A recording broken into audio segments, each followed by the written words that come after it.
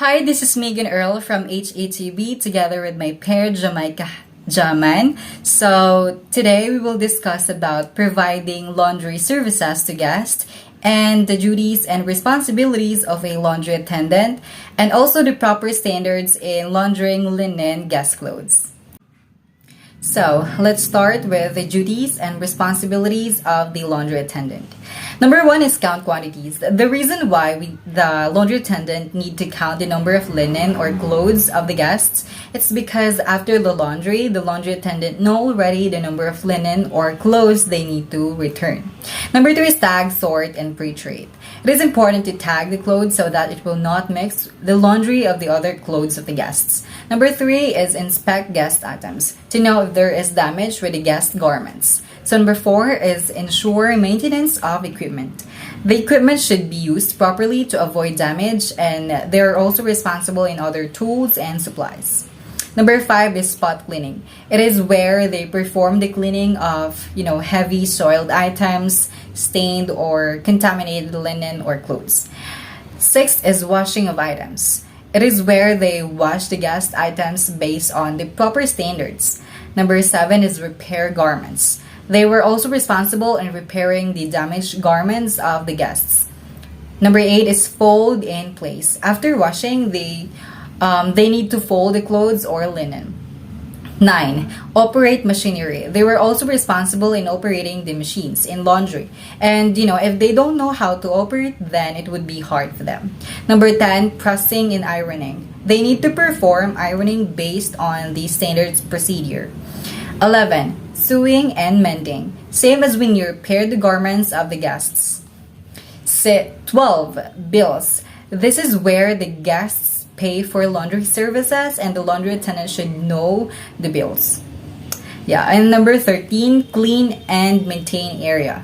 The laundry attendant are not just responsible in laundry but also to maintain the cleanliness of the laundry area. Number 14, transport. After the laundry, they are responsible in transporting the clothes to the storage area or the guest room. Lastly, number 15, other duties. It is based on what the supervisor of the laundry attendant asks them what to do aside from laundry. So let's move on to the rule of on-premise laundry. So in hotels, they actually elect of what they are going to use. It's either on-premise laundry or an off-site laundry. So the decision will actually depend on the size of the hotels or maybe in the star rating of a hotels. But usually in a 5-star hotel, they use the on-premise laundry. So let's talk about the on-premise laundry. Just like what I've said earlier, the on-premise laundry happens within the area of a hotel, so that it would be easy for the hotel to process all the items or the hotel items of the guest rooms and restaurants. And also, the hotel have their own dry cleaning facility, which will be used to, to process all the needing items that needs to be dry cleaned. So since you already know what is an on-premise laundry, let's talk about their advantages and disadvantages. So let's have first the advantages. The first one is the hotel has the total control of everything, especially in terms of the quality of the linen used. And the hotel can actually buy whatever they want in terms or based on the quality and the quantities of the linen. The second one is the hotel has the total control of the laundering and the finishing processes because they can monitor of the laundry services offered by their laundry attendant because the laundry or facility or the laundry area is located within the hotel premises. The third one is the hotel has the total control of the scheduling of their laundry attendant working hours. They can actually, or the laundry attendant can actually ask for extended hours because they are in busy days or something like that. And the fourth one is the hotel can actually, offset the total cost of everything, because they can generate the total cost of everything, because the laundry facility is only located within their hotel area or the hotel premises. So let's talk about the disadvantages of having an OPL. So number one is the hotel will have a large amount of expenditure to purchase, all laundry equipments, mga supplies, mga hotel room and restaurant linen, something like that. Number two is the hotel will need to find a location where they can install their laundry facility. And also number three is there will be an additional staff to recruit, where they will train, where they manage their new staff. And the hotel will need to purchase all laundry supplies, mga equipments needed in laundering. And also additional utility cost for the supplies. Yeah. And in terms of the noise and vibration, since we all know that the machine can create noise and vibration, they need to put it away from the guest rooms to avoid distraction or something. So last one is the facility area should need to have a ample storage area to to store both clean and soiled items. So let's talk about the advantages of having an off-site laundry. So number one is all of the capital cost or expenditure of the machines and other linen. It is the responsibility of the laundry service provider, not in the hotel. Yeah, they're responsible in terms of the cost of everything they used. Number two is all utility and maintenance and staffing. It should be a responsibility of the also the laundry service provider. It is their responsibility for the maintenance and something like that. And also in terms of their scheduled deliveries and collection times, there is a specific standards of collecting and delivering all of the linen. Yeah, and also the hotel will know all the total cost or the processing cost of everything, and they can actually budget it accordingly based on the cost of the laundry service provider. Yeah. So let's talk about the disadvantages of the offsite laundry. So the offsite laundry provider may not accommodate, the requests of the hotel owners to purchase a specific style of linen items. So in a 5-star hotel or in a 2-star hotel, they would have the same quality of linen. Yeah, and the second disadvantages is the hotel operator does not have the full control, or they cannot monitor of how the quality of the linen was processed in the off-site laundry. And the third one is the hotel will need the staff to count all the linen received from the laundry service provider. They need to check if there is a potential damages or the shortages of the linen. They need new staff for that to count of the received linen. And yeah. So let's talk about the equipments that may be found in an on-site or on-premise laundry. So number one is the washer extractor or the washing machine. This is very common since every household we have washing machine. Yeah. And the second one is the continuous batch washer. It is used when there is a large volume of washing. Yeah. Usually the 5-star hotel use this kind of machine.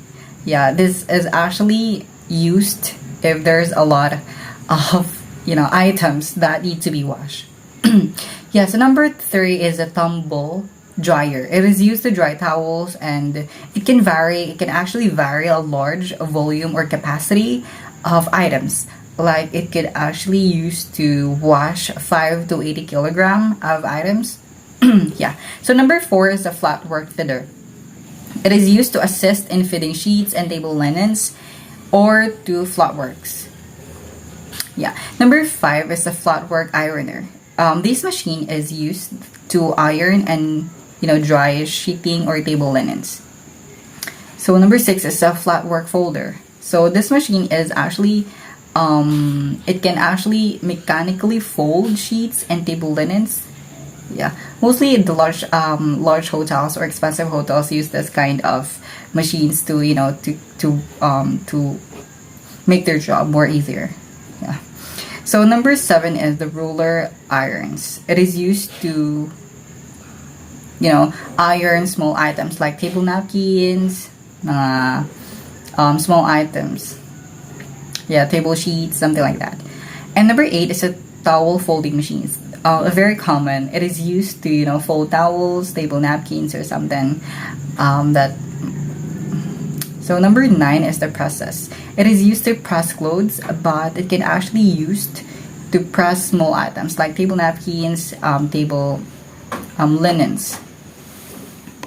So there's an additional equipment needed if processing hotels, soft furnishing, guest dry cleaning, and staff uniforms. So number 1 is the polymark machine. So this is a machine that is used to identify guest garments by attaching heat stamp labels onto each garments.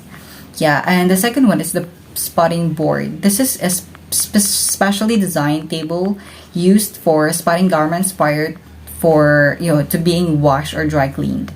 And the third one is dry cleaning machine. This is a machine that is used to dry clean items that cannot be washed in water. So let's move on to the different types of presses. Number 1 is the small trolleys and weighing scale. Trolleys are needed to collect guest dry clean bags from guest rooms and also for sorting the garments into the categories for washing and dry cleaning. A scale is needed to ensure machines are not overloaded. So the second one is the mobile trolley with hanging rack for delivering gas items back to the rooms. Yeah, the number 3 is the sorting table for receiving and marking items. And next is the shelves or pigeonholes for sorting and collating finished items. And lastly, the shirt folding machine. This is a template that can be used to fold shirts and t-shirts only. Miscellaneous equipment that will be needed for the laundering operation of linen. This includes the following: trolleys for transporting soiled linen from the rooms to the laundry. So trolleys that would be used in transporting clothes of the guests from their respective rooms to the laundry area. Next is trolleys for transporting clean linen within the laundry. Please take note that the clean linen should never be transported in the same trolleys which soiled linen has been carried out. But if the trolleys nagamit na sa pareho nga purposes, kinahanglan jud siya na i-sanitize or between each use or have the fabric cleaner change and wash. Then, trolleys for transporting linen back to the floors. Weigh scales. So, ang weigh scales is ginagamit siya for placement into the washing machine so that para dili siya ma-overloaded. If washing machines are overloaded or underloaded, the wash result will be inferior. Kay kung ma-overloaded man siya, ang resulta is kanang maubos jud siya. Then, fabric bags for collection of linen. So, ang fabric bags, ginagamit siya para magkolekta sa mga linen. Then, shelving for linen storage. Chemical pumps and chemicals. Press pads. So covers on the ironing machines and presses need to be cleaned and regularly changed. Then miscellaneous equipment that will be needed for the laundering and dry cleaning of soft furnishings and guests' clothing and staff uniforms.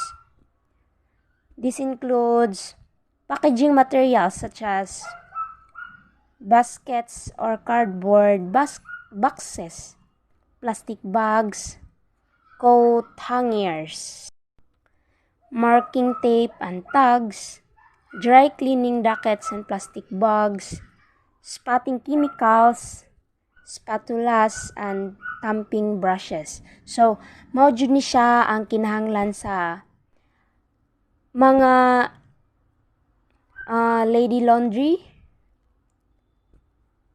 Tapos, di jud ni siya dapat na mawad-an. Dili dapat na mawad-an ang mga launderers ani.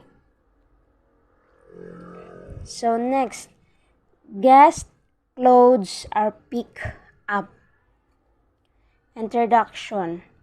When a guest makes a request for guest laundry and dry cleaning service, the guest will usually ring either housekeeping, reception, the laundry, or the porter.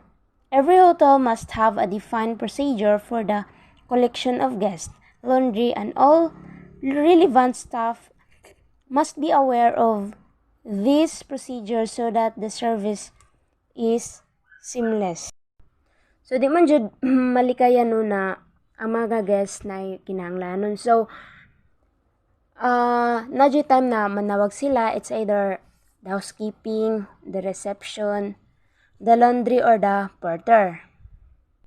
So, dapat din sa every hotel naman jay ginasunod na mga procedure for collection for the guest laundry and all relevant staff. Dapat ma-aware ana nga procedure. Kaingon pa ang serbisyo is walay dili siya makahatag og interruption or bisan unsa nga mga problema. That's why we need to follow the procedure. Then, it is not uncommon in hotels for the waiter who delivers the room service breakfast to be handed laundry by the guest. The waiter must also know how to handle this situation. Even though dili siya common sa mga waiter nga mo'y mo deliver sa breakfast nga unta gihandle man sa laundry, pero dapat ang waiter kabalusad mo handle sa situation. So, next, it is common practice, for example, that guest will hand in laundry for processing the night before to the night porter or to reception when the laundry or housekeeping is closed. It is absolutely imperative that these laundry items are delivered to the correct location the following morning so that they may be processed. It is not uncommon for the night porter to go off duty and overlook these items, and housekeeping will receive a call the next evening for the guest to say he has not had his laundry returned. After a thorough search of all areas, the unwashed laundry is then found at the porter's desk, causing inconvenience to the guest and embarrassment for the hotel for the lapse in service. Dapat as a housekeeper, kung unsa ang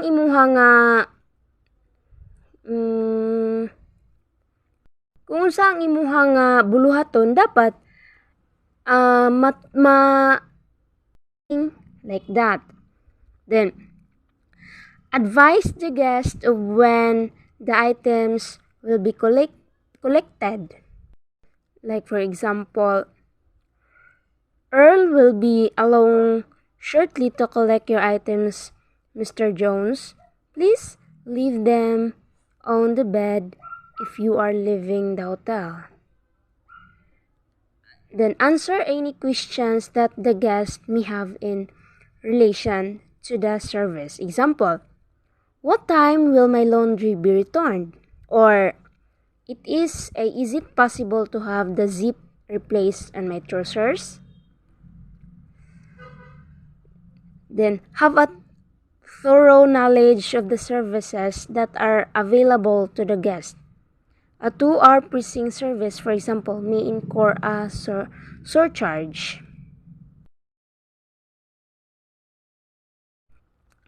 So, if you collecting items from the guest rooms, you always knock on the door or ring the bell, then identify yourself.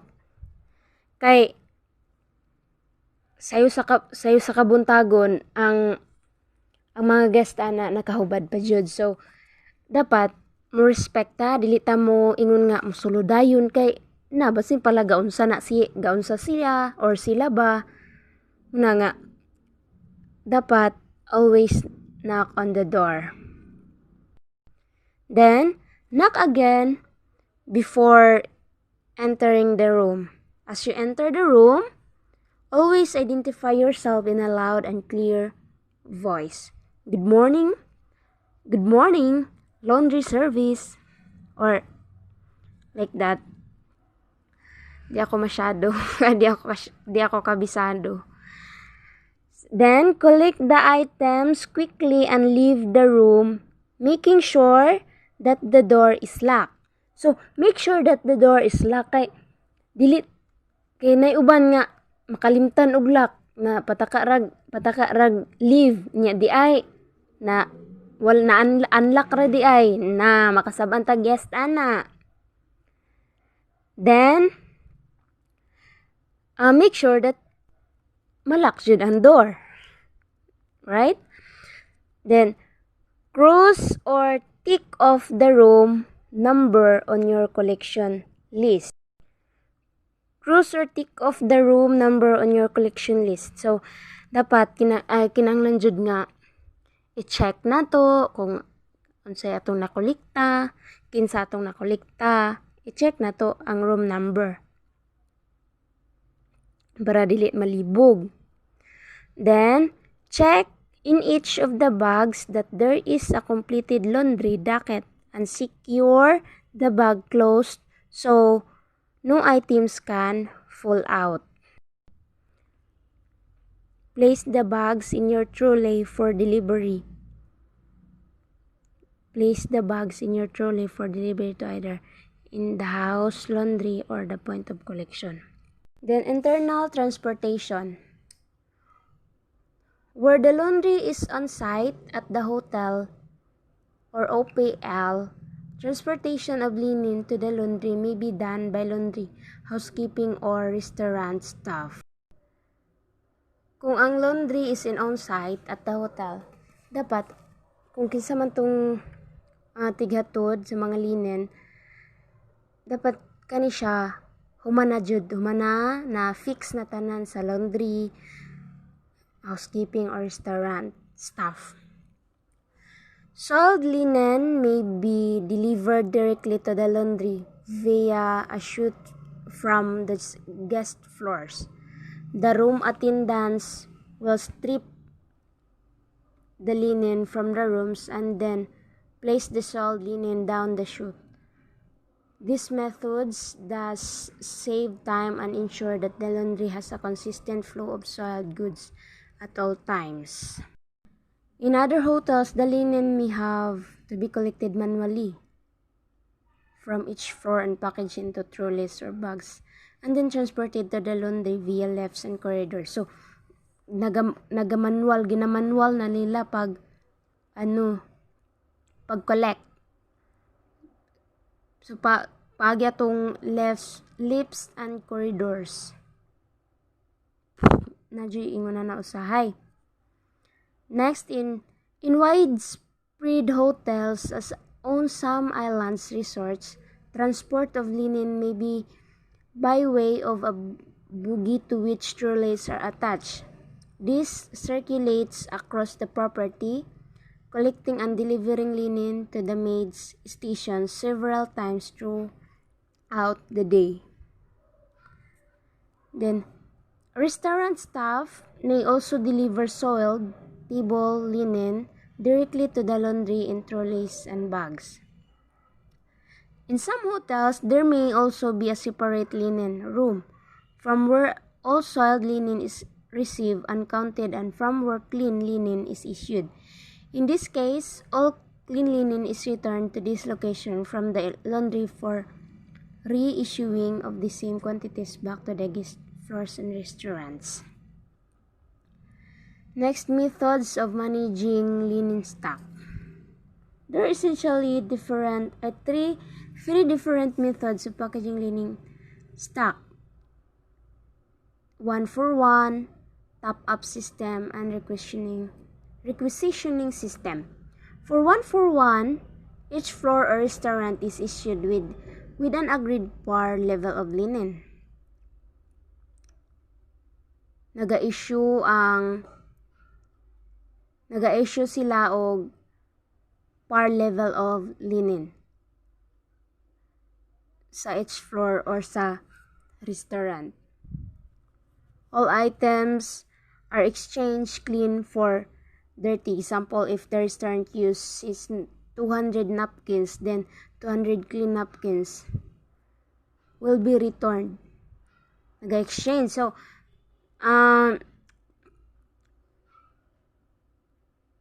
kung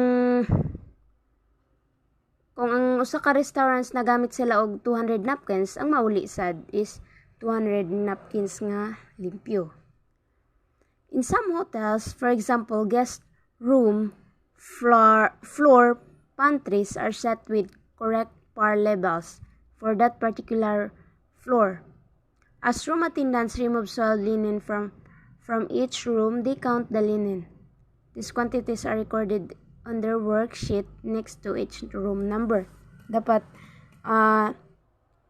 ug unsay na receive nimo, mao pud to ang imong ibalik. Kung pila ka buok, tay mga 100 ka linen, dapat mabalik to nimo siya limpyo o walang labis, walang kulang. Then, example, if the room attendants on the 43rd floor use 46 queen sheets, 48 pillowcases, 36 bath towels, 20 hand towels, 29 hand towels, 52 face washers, 24 bath mats, 12 bath rugs. Then this will be amount that replaced in the floor pantry on the 43rd floor.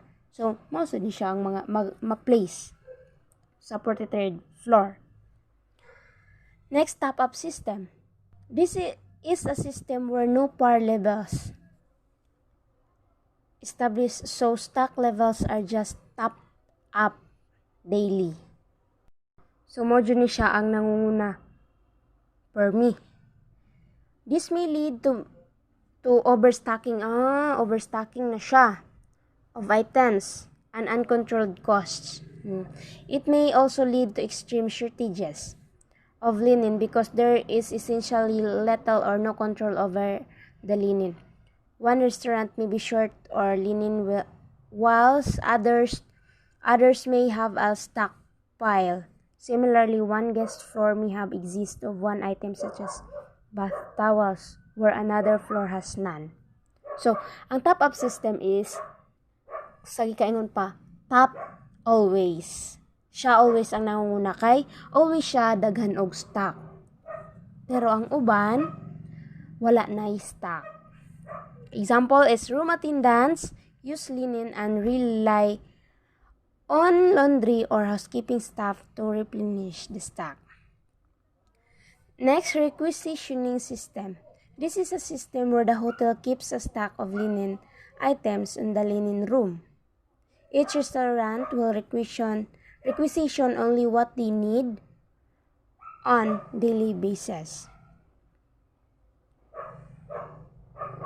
So, ang requisitioning system is always naga-demand sa mga stock. Always siya naga-demand. Then, if the hotel does not have the required stock, they may need to arrange temporary hire of some items from an outside company. Example, yung colored towel is maroon. So, ang white, mahimo na siya, nasad siyang maroon. So, next, colored towels.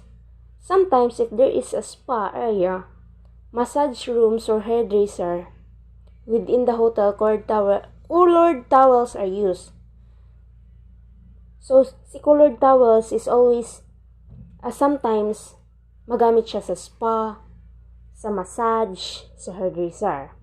This may be heavily soaked in the massage oils or hair dye and must be washed separately. Colored towels will always fade over a period of time. Yeah.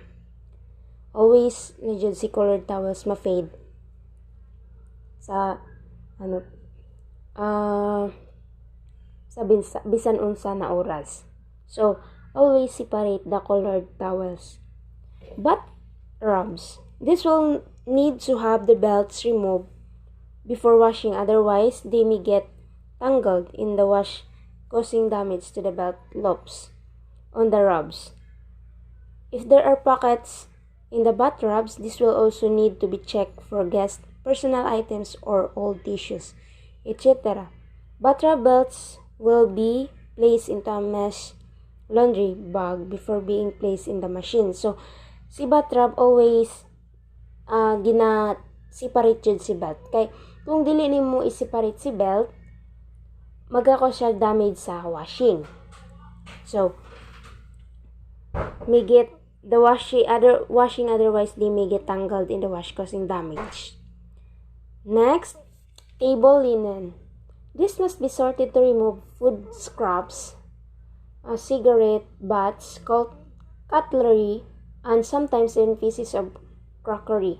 Cutlery that circulates in a washing machine may cause extensive damage to the mechanics of the machine and may necessitate the machine being out of service for an extended period due to repairs.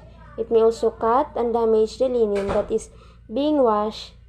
This will add pressure to the laundry operation if a machine has to be placed out of the service. Next is the white table linen. Must be sorted from colored table linen to prevent dye runs. Sometimes in hotels that have a high volume of functions and events, colored paper napkins may be used alongside white linen napkins to create a certain ambience. It is absolutely essential that this may be removed prior to washing. One red paper napkin overload can cause a whole wash load of white linen to turn pink. This pink wash load will then need to be rewashed with stronger chemicals to remove the pink tint. So, when an excess of these items are found regularly in table linen, this must be reported to the client or restaurant's manager for their action and follow up in order to eliminate this practice. Sa gikaingon na, always organize the white table linen, all the categories items that to be sorted. Always organize talaga siya. Kasi kung hindi mo siya i-organize, maghalo-halo na siya. Tas can cause of distractions. Then, tea towels. Those from the kitchen should be washed separately than those from the guest rooms and bar areas due to the grease content. It is recommended to have different colors for different areas of a hotel.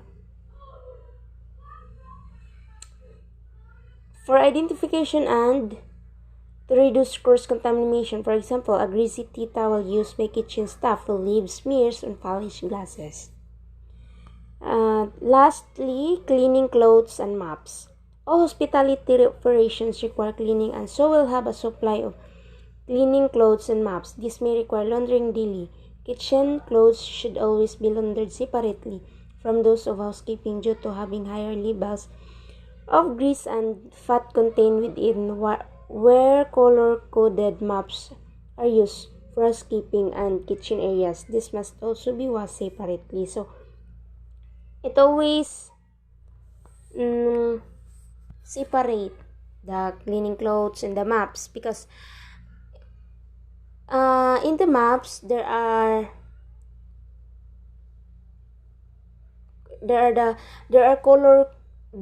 color coded. Kung example, si blue asa ni siya gamiton, sa CR ba, si green, like that.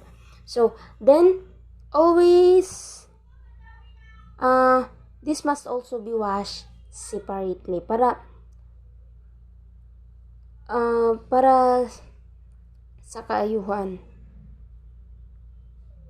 Then kitchen clothes should always be laundered separately from those of housekeeping. Kay kung dili nimo i-separate siya paglaba, so kung unsay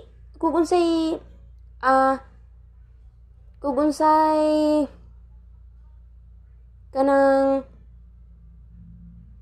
color sa kitchen clothes, so if itipo to siya sa housekeeping na siya mag-contaminate siya o ma-contain siya within the having higher levels of grease, so and fat. So you always need to separate the clothes from kitchen clothes, from housekeeping, mops, like the towels, always separate to avoid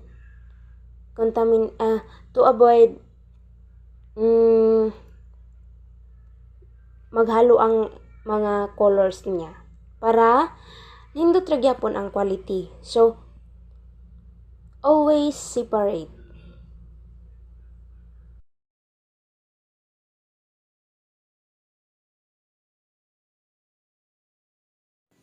And that's it for today. Thank you so much for watching. And I hope you learned something from this discussion video. And yeah, I hope I explained well the module 4.1, which is providing laundry services to guests. And yeah, see ya. Bye.